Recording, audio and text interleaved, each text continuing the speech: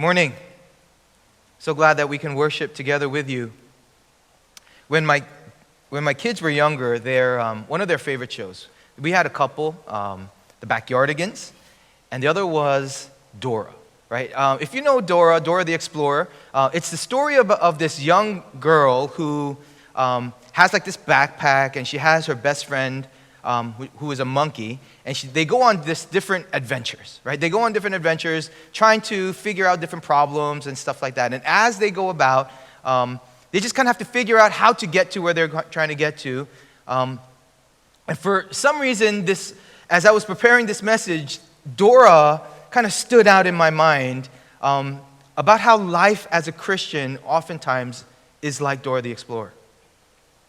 The reason why I say that is because God calls us to live life as an adventure, right? God calls us to go out and to really go and make disciples of all nations, and that journey is one of adventure. And there are times as we go about our lives when we don't quite know what to do, we don't quite know how to get to the next point, and God gives us something that Dora has.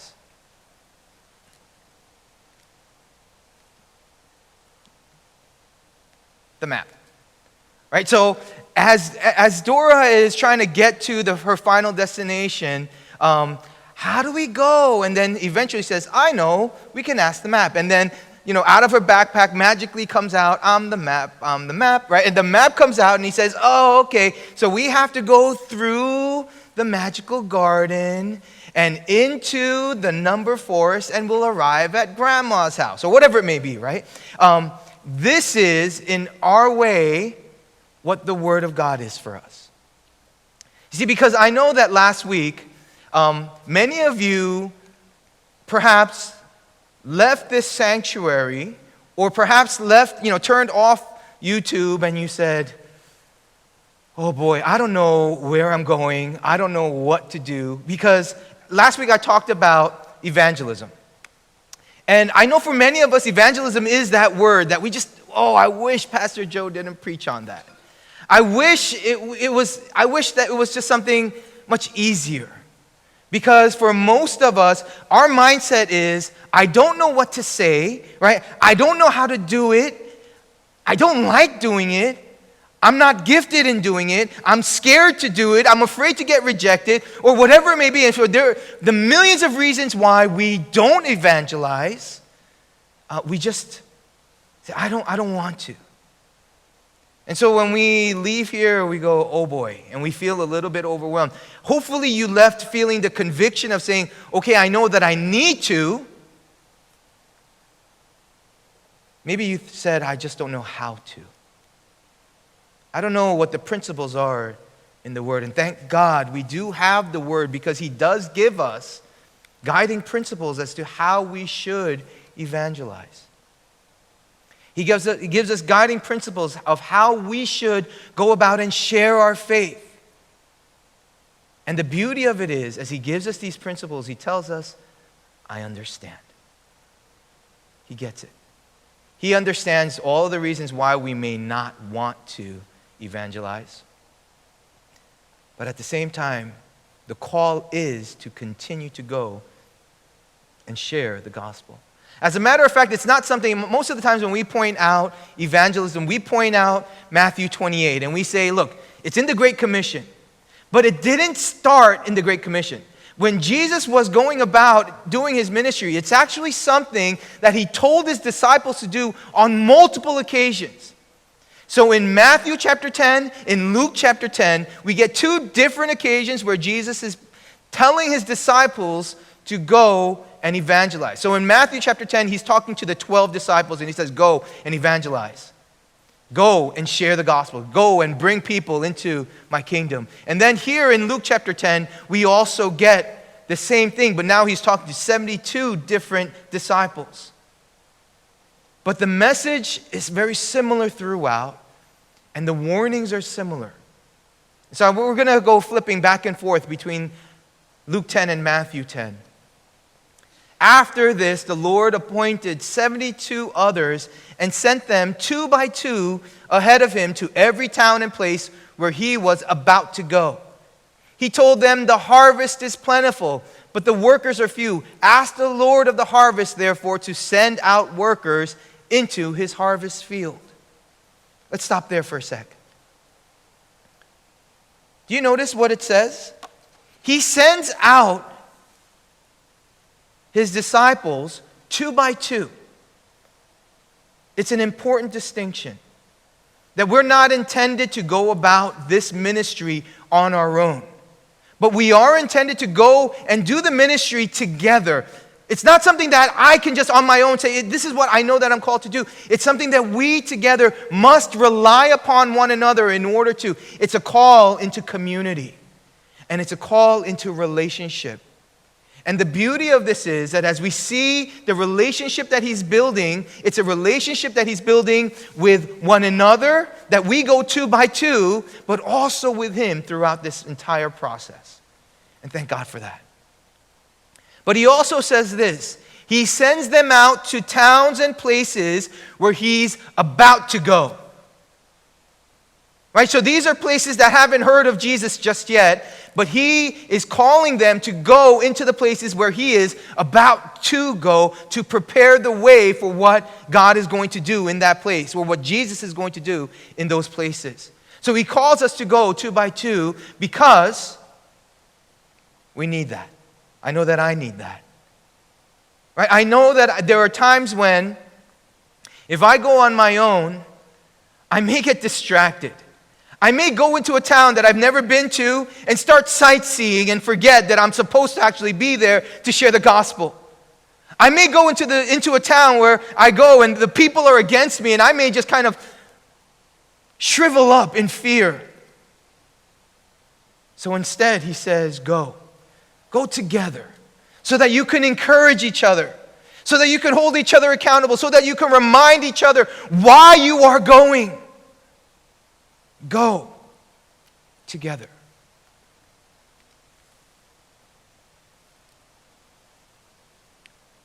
Then he says in Luke 10, now go. And remember that I am sending you out as lambs among wolves. And this is something that he repeats in the Matthew portion also. I am sending you out like sheep among wolves. Therefore be as shrewd as snakes and as innocent as doves. I thought about this. Why is Jesus sending us as sheep among wolves? Do you realize that wolves are the predators and sheep are the prey? Jesus, why in the world would you do that? That doesn't sound good. It sounds like we're going to go out there and just be devoured. And yeah, that does happen sometimes, isn't it? And yet he sends us out anyway. You know, the thing is with sheep are, I hate to say it because he calls us sheep, but sheep are kind of dumb. And sheep, they're very nearsighted. Sheep have no defenses. Sheep, when you put a sheep out into the wilderness, it's almost certain death. Unless there's a shepherd. Unless there's a shepherd. You see, Jesus calls us to be sheep among wolves, but he's our shepherd. And he not only is a shepherd, but he's the good shepherd. And so that even in those moments when we are amongst the wolves, we must remember that our defense is Jesus. Our defense is to rest in Jesus and to be in his presence. So right now, Six Flags has something called Fright Fest. They call it Fright Fest, right? We're basically, because we're approaching Halloween, like if you go in the evening time, all of these like ghouls and goblins and all these scary people will come out, right? And they kind of haunt, quote unquote, haunt the park. So we went to Six Flags, and we were told it's not that bad. It's really not that scary. And so we thought, okay, I mean, my kids are kind of like, they get scared of images, but, up to this point, they haven't even really watched movies until recently, right? Because they see images and they get scared. But people were like, yeah, don't worry, it's not that bad. Actually, there's a really fun show if you go there at 6 o'clock, where that's where it all begins. And so we go, okay, let's check it out.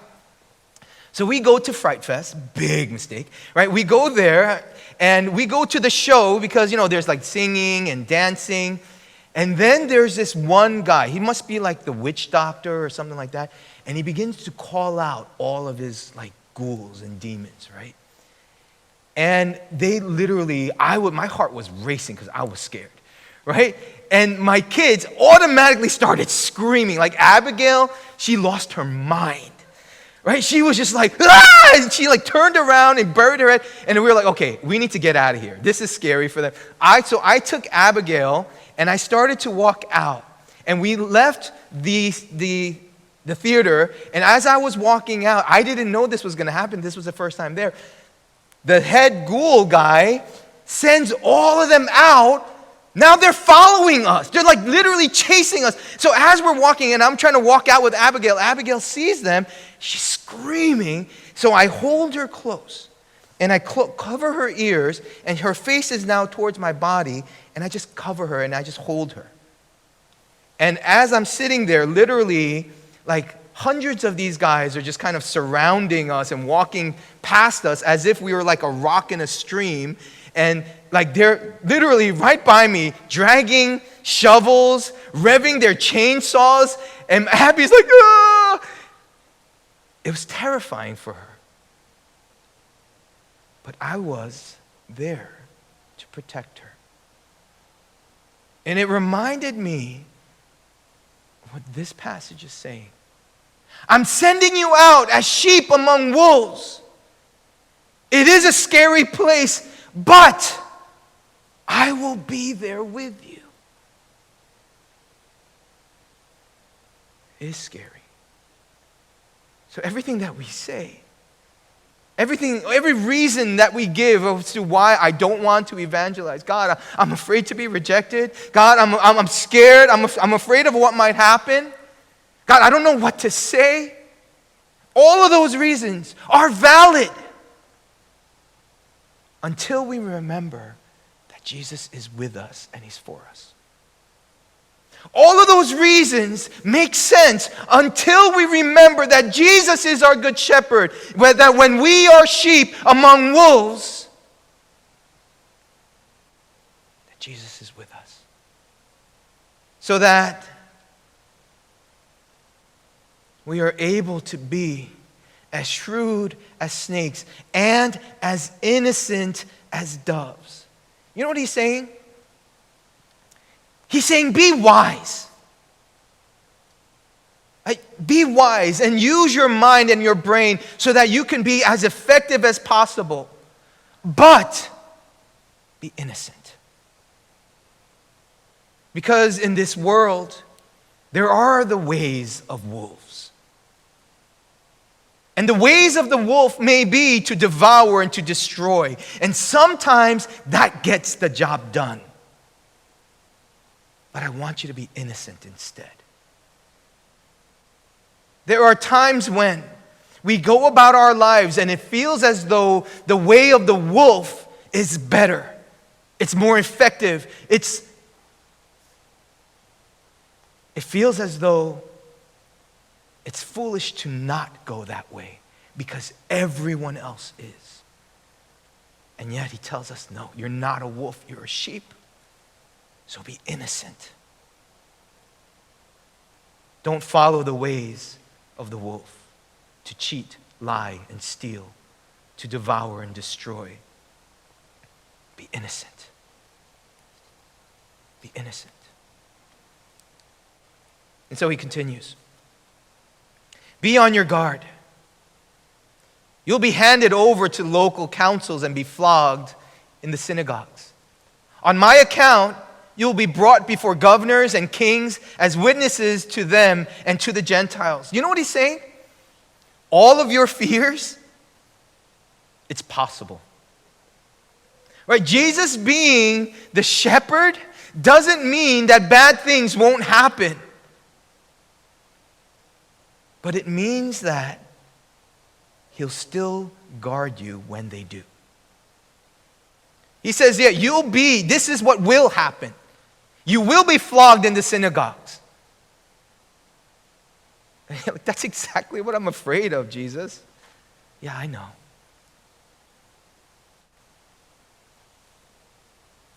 But when they arrest you, do not worry about what you will say or how you will say it. At that time, you will be given what to say. For it will not be you speaking, but the Spirit of your Father speaking through you. Sometimes it requires us to go through that moment of being surrounded by wolves in order for us to get close to our Father. You get what I'm saying? It requires us to get to that moment when we need the Father more than anything else, in order for us to cry out to the Father in a way that we would never otherwise cry out. He says, when you get arrested, it's not if, it's when. Right? Yeah, your fears, they are going to come true. Those things will happen, but I will be with you. And when that happens, don't worry about what you will say. Don't worry about what you will say, because I'm going to give you those words to say. And this makes me realize, you know what, maybe we kind of do evangelism a little bit wrong. Because a lot of times when we go do evangelism, we do evangelism with a script. I know exactly what I'm supposed to say, how I'm supposed to say it. I know exactly what illustrations I'm supposed to give. I know what Bible verses I'm supposed to approach. And yet here is God saying, no. Every single person is different, and I want to give you the words to say. Yeah, but God, you know what that requires?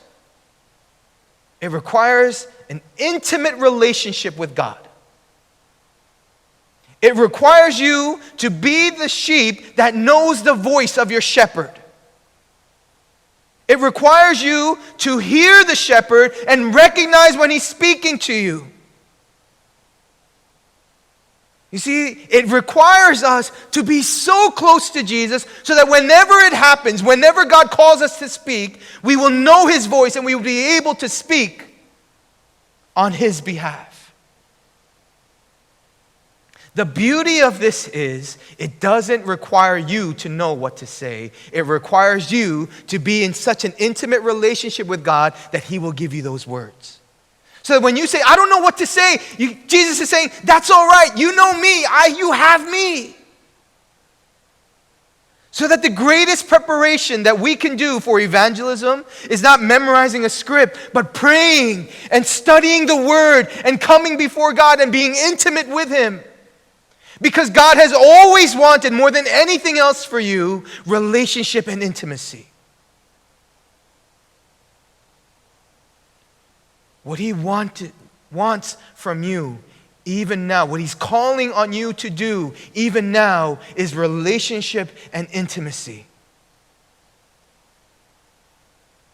And everything else will follow.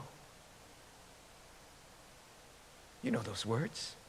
Seek first his kingdom and his righteousness, and all these things will be added to you also. Seek first his kingdom. Relationship and intimacy. Because it's not about you. It's not.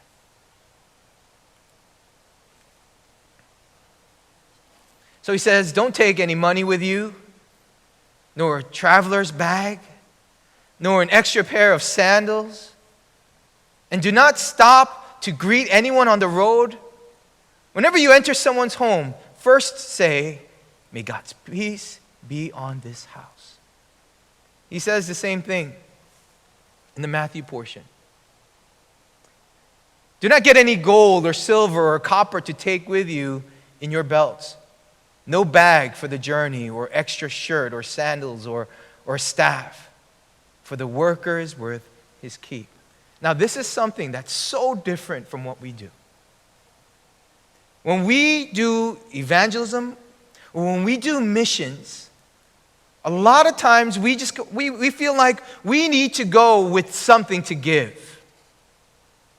Right? So we will go as the developed nation into underdeveloped nations, and we'll go and we'll give. And you know what Jesus says? He says, the only thing I want you to be able to give is me. So don't even take your money. Even if you have it, don't take it. I actually want you to be dependent on the people that you are ministering to, so that you would ask them to house you. You would ask them to feed you. So that you would go not with material wealth, but spiritual fervor. That you would go not because you have so much to give, but because you have the one that matters most to introduce. It's an entirely different perspective on missions, isn't it? When we tell people that we're going to Wales, a lot of times people say, Wales? You mean like Wales, UK? I say, yeah. They say, oh, okay. Are you guys going to travel afterwards? Like literally almost every time afterwards, they're like, are you going to go and just check out Europe afterwards? And it's like, well, it almost as if to insinuate, are you going on vacation? Because in their minds, we need to go to places like Africa or places like South America or China, or places where they don't have enough, or third world nations where we can go and we can give and be the heroic people that will come and rescue this town. And yes, it's true. Those places need Jesus. They do. But we need to remember that we are not their saviors. That we are called to introduce people to the Savior. We need to remember that more than anything else that we can give, more important than anything else that we can serve with, is the truth of who Jesus is. And so we need to go, sometimes empty-handed, sometimes asking for help. Because in those moments, I come to realize this. People will open their hearts to you more when they feel like they are helping you. You ever feel that way? Or when you've helped someone, it required you to care about them. And it required you to open your heart to them. People will perhaps be more open, not when they're receiving something from you, but when they're giving instead. Sometimes we get it backwards. We feel like we need to give. But the principle that Jesus teaches here in Matthew and in Luke, be willing to humble yourself and receive. Be willing to humble yourself and take help and ask for help so that you can open the heart of those that are helping you. He continues. And then he said to the disciples, anyone who accepts your message is also accepting me. And anyone who rejects you is rejecting me. And anyone who rejects me is rejecting God who sent me. You know what he's saying? It's not about you. It's not. In a way, he's saying, get over yourself. It's not about you. So that if someone rejects you, don't take it personally. Be willing to be rejected because you are a sheep among wolves. What do you expect? But realize that they are rejecting me. And so, when that happens, realize that that could be the inevitable. Just continue to pray. When the 72 disciples returned, they joyfully reported to him, Lord, even the demons obey us when we use your name. Yes, he told them, I saw Satan fall from heaven like lightning. Look, I have given you authority over all the power of the enemy, and you can walk among snakes and scorpions and crush them. Nothing will injure you. But don't rejoice because evil spirits obey you. Rejoice because your names are registered in heaven. It says, yeah. When you are so in tune with the Holy Spirit, when God empowers you to do His work, miraculous things will happen. And there is a temptation to be impressed with the miraculous. He says, but the more important thing is this. God is building you up. God is moving in you, and He is registering your name in heaven. You know what He's saying? This is something that I read just this morning.